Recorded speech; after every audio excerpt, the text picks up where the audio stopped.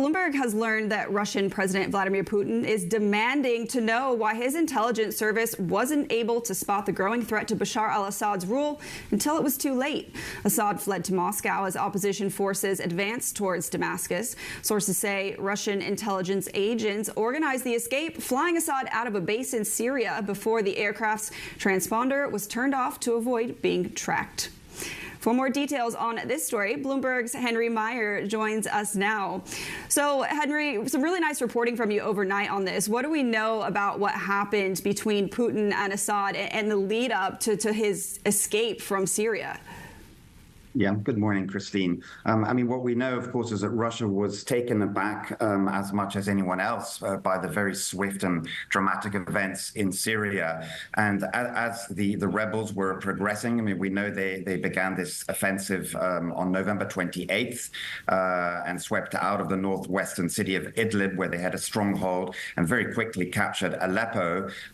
When they took the city of Hama, which a few days later, that was when really the alarm bells began to ring in Moscow, and they realized that things were slipping out of control. And if you recall, the city of Homs was the key strategic city that basically control of that city cut the country in half and would make it impossible for Assad to remain in power. And the last 2 days, those were the critical days. So the Friday and Saturday. On Sunday, as we recall, Damascus fell. The rebels entered the city and took control. That was when these talks took place between certainly, we don't know who exactly was on the Russian side. It may have been Putin, or it may have been someone senior who spoke to Assad and basically gave him the message that, he had to give up. There was no way he was going to be able to hang on to power, and he needed to get out of the country as quickly as possible.